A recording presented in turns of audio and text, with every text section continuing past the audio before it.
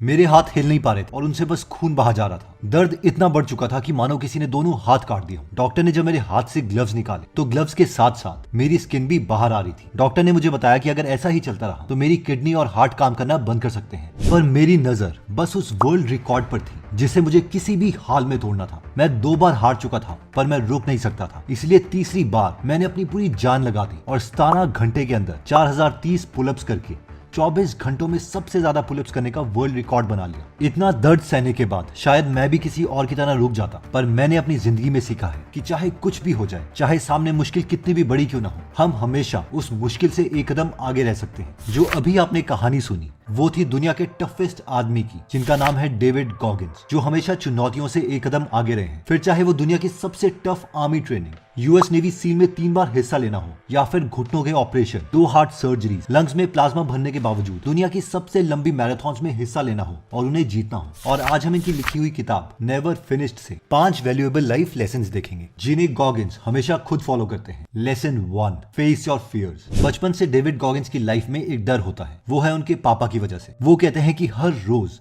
मुझे मेरी माँ और मेरे भाई को डैड मारा करते थे। कभी कभी तो मार की वजह से उनके बॉडी से खून निकलने लगता था और उसमें निशान पड़ जाते थे। 10 साल की उम्र में मैंने अपनी माँ और अपने भाई के साथ अपने पापा को छोड़ दिया और जाते वक्त उन्होंने मेरी माँ को बोला कि तू एक प्रोस्टिट्यूट बनेगी और तेरा ये बेटा एक गैंगस्टर।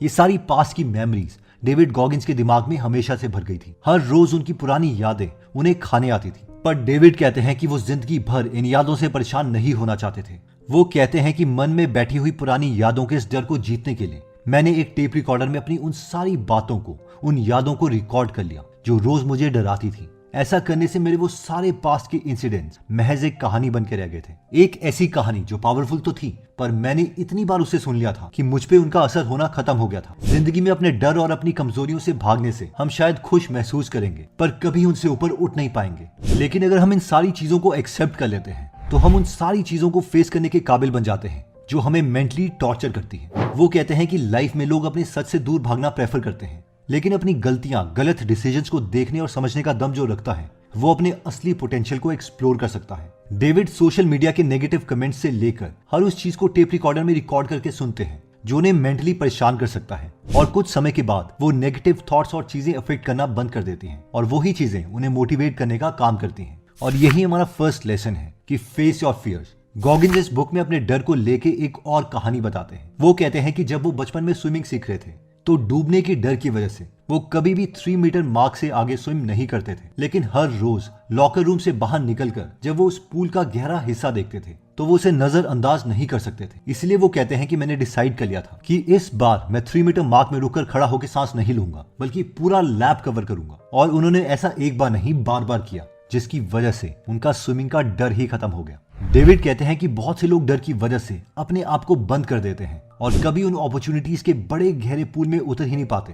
पर हमें अपने माइंड को इतना स्ट्रॉन्ग करना पड़ेगा कि हम अपने डर की आंखों में आंखें डाल पाए और उसे मिटा पाए। Lesson 2, the mental lab. David कहते हैं कि वो हमेशा से 6 पैक्स, एब और इतने पावरफुल माइंडसेट वाले आदमी नहीं थे। वो कहते हैं कि 24 साल की उम्र तक मैं एक ऐसी जिंदगी का हिस्सा था जिसमें मेरा वजन 135 किलो से भी ज्यादा था और इसमें ना ही कोई बड़े सपने थे और ना ही खुद को बेहतर करने का कोई प्लान।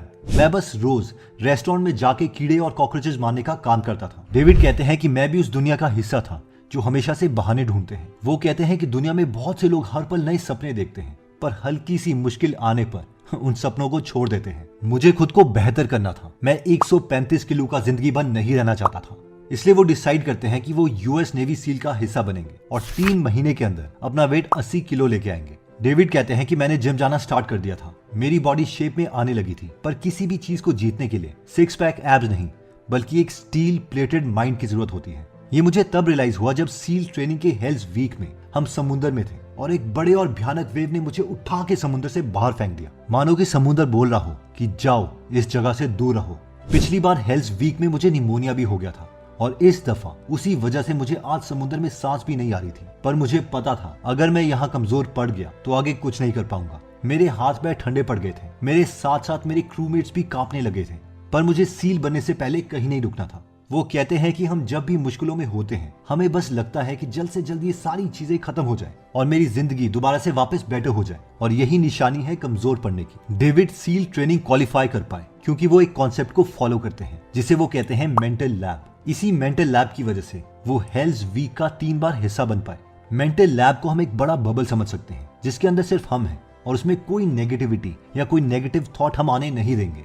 इस मेंटल लैब के अंदर हम अपने को मेंटली इस तरीके से स्ट्रांग बना सकते हैं जिससे बाहरी दुनिया की कोई भी सिचुएशन हमारे इस मेंटल बबल को तोड़ ना पाए। जब भी हम कमजोर पड़ने लगे और हमें लगे कि हमें अपने सपनों को छोड़ देना चाहिए, हम अपने मेंटल लैब में जा सकते हैं। हम खुद को ये बोल सकते हैं कि हम इस लड़ाई से बहुत बड़े हैं और बहुत स्ट्रांग हैं। Lesson 3, believe in your idea. 2018 में डेविड गॉगिंस अपनी best selling book can't hurt me publish करते हैं, पर इस बुक की पब्लिश होने की जर्नी उतनी आसान नहीं थी जितनी बड़ी इसकी सक्सेस थी। इस किताब को वो बहुत से पब्लिशिंग हाउसेस के पास लेके जाते हैं, पर वो सारे ही पब्लिशिंग हाउसेस उन्हें मना कर देते हैं, जिनमें से एक थे ईडी विक्टर, जो कि लिटरेरी दुनिया के एक लेजेंड माने जाते हैं। ईडी विक्टर उन्हें ये कह के मना कर देते हैं कि उनको गॉगिंस की किताब में इतनी क्षमता नहीं लग रही है जिससे वो एक बेस्ट सेलर बन सके और एक अच्छा प्रॉफिट कमा सके। और जब इतना बड़ा दिग्गज हमारे आइडियाज को वीक बताता है तो जाहिर सी बात है किसी का भी कॉन्फिडेंस गिर सकता है। पर गॉगिंस कॉन्फिडेंट थे अपनी किताब को लेके, और लगातार ढूंढने के बाद गॉगिंस को एक जगह फाइनली उनकी बुक एक एजेंट एक्सेप्ट कर लेता है और सामने से 2.5 करोड़ रुपए एडवांस पेमेंट का ऑफर भी देता है। गॉगिंस बहुत खुश होते हैं, पर कुछ टाइम के बाद उन्हें लगता है कि उन्हें अपनी कहानी को उन्हें खुद अपने सारे राइट्स के साथ पब्लिश करना चाहिए, क्योंकि उस बुक में उन्होंने अपनी पूरी लाइफ जर्नी के बारे में बताया था जिसके पीछे उन्होंने बहुत सा खून और पसीना बहाया है। बहुत सोचने के बाद वो ये डील कैंसिल कर देते हैं, जिस वजह से पब्लिशर गुस्से में आके उन्हें ये तक कह देता है कि तेरी 10,000 कॉपीज भी नहीं बिकेगी। पर डेविड रुकते नहीं है और उनके पास जितने भी पैसे होते हैं उसका 90% पैसा वो इस चीज में खर्च कर देते हैं। ये काफी बड़ा रिस्क होता है। एक ऐसा आइडिया जिसको सबने एक्सेप्ट करने से मना कर दिया था, उस पर 90% अपनी सेविंग लगाना बहुत बड़ा रिस्क था। पर कांट हर्ट मी बुक जब पब्लिश होती है तो वो न्यूयॉर्क टाइम्स की बेस्ट सेलर बुक बन जाती है। डेविड चाहते तो 2.5 करोड़ का एडवांस पकड़ सकते थे, पर वो जानते थे कि वो इससे बेहतर कर सकते हैं और उन्हें खुद पर भी बहुत यकीन था। सबके नेगेटिव कमेंट्स के बावजूद उन्होंने खुद पर भरोसा किया और अपना डिसीजन खुद लिया। लाइफ में जरूरी नहीं कि अगर हम किसी भी आइडिया पर भरोसा करें तो पूरी दुनिया भी उस आइडिया पर भरोसा करेगी, लेकिन एक बार अगर हमने डिसीजन ले लिया तो फिर पीछे मुड़ के देखने का कोई फायदा नहीं है। और ना ही हमें ये सोचना चाहिए कि दुनिया हमारे बारे में क्या सोचेगी। अगर हम डेविड की book can't hurt me Hindi में सुनना चाहते हैं तो हम ये गीगल ऐप में सुन सकते हैं। गीगल ऐप में 1200 से ज्यादा बुक समरीज अवेलेबल है। इस ऐप का लिंक हम डिस्क्रिप्शन और फर्स्ट कमेंट में दे देंगे। Lesson 4, we are not here to please people. Life में बहुत बार हम अपना कोई काम इसलिए नहीं करते क्योंकि हमें लगता है कि सामने वाला क्या सोचेगा। डेविड कहते हैं कि मैंने ये कभी नहीं सोचा कि वो एजेंट जिसने मेरी बुक के लिए हाँ बोल दिया था वो मेरे बारे में क्या सोचेगा अगर मैं उसे मना कर देता हूँ। क्योंकि हम इस दुनिया में बाकियों को प्लीज करने नहीं आए हैं, हम आए हैं खुद की लाइफ जीने के लिए, जिसे हमें वैसे ही जीना चाहिए जैसे हम खुद चाहते हैं, ना कि सिर्फ इसीलिए अपने डिसीजन को चेंज कर दें कि दूसरा हमारे बारे में क्या सोचेगा। इसलिए हमें दूसरों की सोच की परवाह नहीं करनी चाहिए। Lesson 5, never give up. Book में आगे चल के वो अपनी जिंदगी की कुछ सबसे बड़े और इंपॉर्टेंट रेस के बारे में बताते हैं। अल्ट्रा मैराथन्स की लिस्ट में सबसे बड़ी रेस होती है मोआब 240 अल्ट्रा मैराथन। इस रेस में 386 किलोमीटर भागना होता है, जो दिल्ली से चंडीगढ़ के डिस्टेंस से भी 80 किलोमीटर ज्यादा है। और ये डिस्टेंस उन्हें 10,000 फीट की चढ़ाई को क्रॉस करके करना होता है, जो उनकी लाइफ की अब तक की सबसे लंबी रेस थी। डेविड कहते हैं कि मैंने कभी इतनी लंबी रेस नहीं की थी। मैं इस चीज से डर भी रहा था, पर उस डर को दूर रख के मैंने रेस में पार्ट लिया था। मैंने ज्यादा ट्रेनिंग भी नहीं ली थी क्योंकि रेस से 6 हफ्ते पहले मेरा routine travel public speaking event से भरा हुआ था। और तो और रेस से पहले मेरे घुटने में बहुत दर्द भी होता है। वो दर्द इतना बढ़ जाता है कि उससे पहले मैं कभी चल भी नहीं पा रहा था। और मैं आपको बता देता हूं कि डेविड की ऑलरेडी 2 हार्ट सर्जरीज हो चुकी थी। और यही नहीं, इसके साथ साथ वो थायराइड के भी पेशेंट बन चुके थे। अब चलते हैं रेस के दिन। रेस शुरू होती है और गॉगिंस बताते हैं कि कुछ टाइम के बाद जब मैं ऊंचाई पे पहुंचा तो मुझे लगने लगा कि मेरे हाथ ठंडे पड़ने लगे हैं। मैं अपने इलेक्ट्रिक ग्लव्स अपने क्रू के पास ही छोड़ाया था, ये सोचकर कि धूप में ठंड कैसे हो सकती है। पर जैसे जैसे हाइट बढ़ती है सूरज डूबने लगता है और ठंड इंक्रीज हो जाती है। मेरे हाथ अगले क्रू स्टॉप तक पहुंचने से पहले ही सुन्न हो चुके थे। वो इतने ठंडे पड़ चुके थे कि मैं अपने हाथों को हिला भी नहीं पा रहा था। यहाँ तक कि मेरी पूरी स्किन सफेद पड़ गई थी। ये इसीलिए हो रहा था क्योंकि गॉगिंस रेनॉल्ड्स फिनोमेना के शिकार होते हैं, जिसमें एक्सट्रीम ठंड की वजह से शरीर के कुछ पार्ट्स जैसे कि उंगलियां और कानों में खून पहुंचना बंद हो जाता है। बहुत ही मुश्किल से मुझे ग्लव पहनाए जाते हैं, जिसके बाद मैं वापस भागना शुरू कर देता हूँ। पर इस बार मैं 16 किलोमीटर गलत डायरेक्शन में चला गया था। वो दोबारा से 16 किलोमीटर वापस आते हैं और अगेन रेस भागना स्टार्ट करते हैं। पर डेविड कहते हैं कि अगले स्टॉप में पहुंचते ही मेरी तबीयत इतनी खराब हो चुकी थी कि मैं दवाई लेता हूं और डिसाइड करता हूं कि कुछ घंटे मुझे रेस्ट करना चाहिए। रेस्ट करने के बाद वो दोबारा से रेस में भागने का सोचते हैं, पर डेविड कहते हैं कि मेरे पैर इतने जम गए थे कि भागना तो दूर, मैं चल भी नहीं पा रहा था। मैं दोबारा से अपने मेंटल लैब के कॉन्सेप्ट को यूज करता हूँ और अपनी रेस क्विट नहीं करता। 160 किलोमीटर कवर करने के बाद मेरी तबीयत और बिगड़ जाती है और धीरे धीरे सांस आना बंद हो जाता है, पर मुझे जीत के अलावा कुछ भी नहीं दिखाई दे रहा था और मैं दौड़ता रहता हूँ। पर कुछ समय के बाद मेरी हालत इतनी खराब हो जाती है कि मुझे हॉस्पिटल ले जाया जाता है और पता चलता है कि मुझे हाई ऑल्टीट्यूड पल्मोनरी इडीमा हो गया है। ये एक ऐसी बीमारी होती है जिसमें लंग्स में प्लाज्मा और खून भर जाता है। हॉस्पिटल से मुझे कुछ घंटों में डिस्चार्ज कर दिया था। हॉस्पिटल में बैठे हुए भी मुझे बस एक ही ख्याल आ रहा था कि मुझे रेस कंप्लीट करनी है। इतना कुछ होने के बाद अगर कोई नॉर्मल इंसान होता तो वो सोचता कि अब मैं एक लंबी छुट्टी लेना चाहता हूँ, अपने परिवार के साथ कुछ टाइम बिताना चाहता हूँ। पर डेविड गॉगिंस कुछ अलग मिट्टी के बने थे।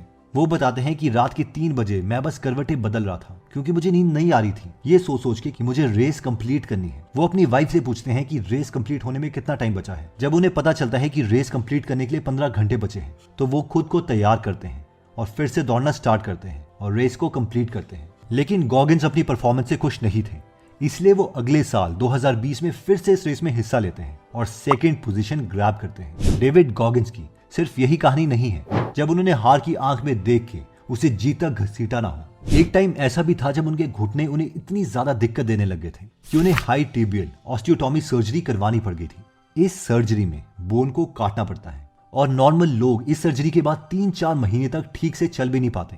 दौड़ना तो बहुत दूर की बात है, पर इस सर्जरी के ठीक 3 महीने के बाद डेविड ने द नेचर्स ट्रेस 444 नाम की एक साइकिल रेस को पूरा करके दिखाया।